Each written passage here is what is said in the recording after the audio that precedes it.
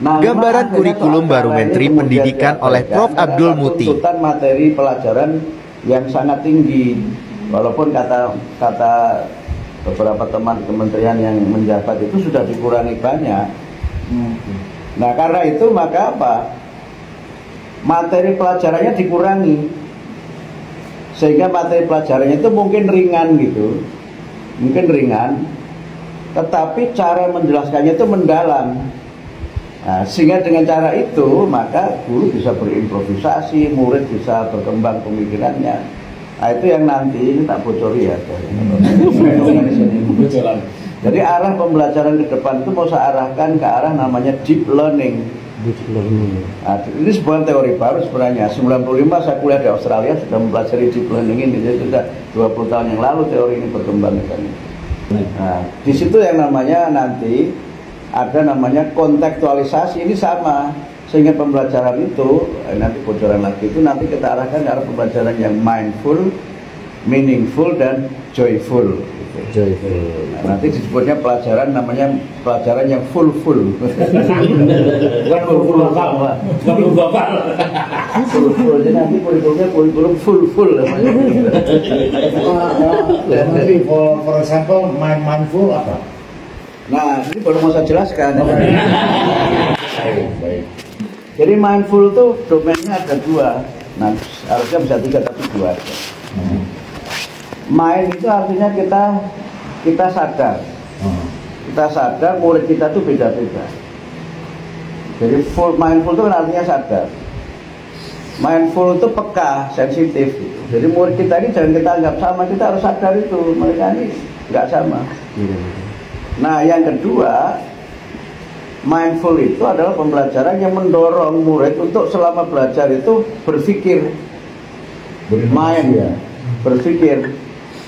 Berpikir sehingga selama proses belajar itu dia didorong untuk terlibat. Jadi misalnya tadi Kak Bapak tiba-tiba menanya di tengah itu jangan dihentikan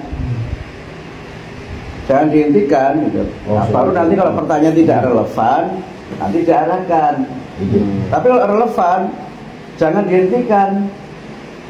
Misalnya nih guru agama ya menjelaskan apa jenis-jenis air gitu kan. Air ada banyak gitu kan. Ada air apa. Bisa saja dimulai dari situ. Air ada banyak apa gitu kan. Tapi nanti diarahkan, nah itu air dalam hubungannya dengan kehidupan sehari-hari. Nah kalau air hubungannya dengan ibadah itu hanya ada 3 gitu kan. Jadi air yang mutlak, air yang mustakmal, dan air yang mutanajis. Jadi mereka langsung tahu, oh berarti dia bisa punya kemampuan mengklasifikasi sesuatu berdasarkan pengelompokannya. Mungkin dia bisa jawab juga air got, begitu kan? Nggak apa-apa untuk tahap awal, nggak apa-apa, namanya eksplorasi. Itu, oh air apa namanya? Dia mungkin akan bilang itu air kolam apa? Oke, itu air dalam kehidupan sehari-hari. Tapi kalau hubungannya dengan ibadah, tidak ada air got, tidak ada air ini, tapi airnya ini. Nah itu namanya mindful, Pak. Gitu. Baik. Mindful. Jadi ngajar saya. Yang kedua itu meaningful. Dia itu tahu saya belajar ini tujuannya untuk apa gitu. Gunanya saya belajar ini itu untuk apa. Nah itu seringkali nggak diajarkan. Sehingga mereka itu belajar, pokoknya belajar aja. Sehingga kadang-kadang guru datang, anak-anak kita buka halaman 13 gitu. Terus untuk apa dibuka halaman 13? Kenapa tidak 14 gitu. Lalu apa yang dia pelajari, gunanya itu apa? Misalnya kenapa dia harus memahami penambahan, pengurangan, penjumlahan, pembagian? Itu untuk apa itu?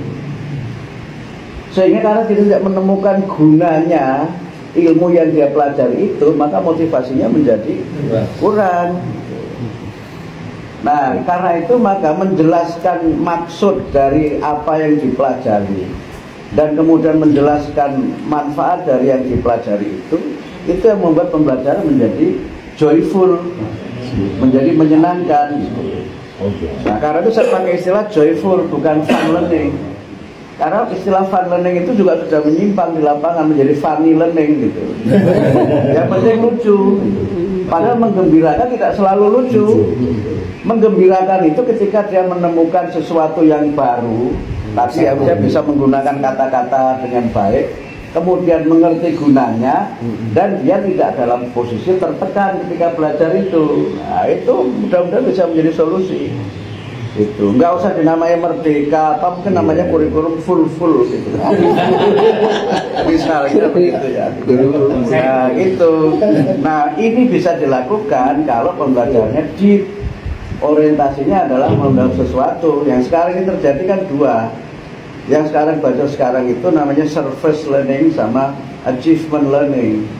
Belajar yang orientasinya itu pokoknya yang penting diajarkan hanya di permukaan, surface itu kan di permukaan. Sehingga dia misalnya mengetahui fakta-fakta itu penting, tapi fakta itu gunanya untuk apa itu seringkali mereka nggak tahu.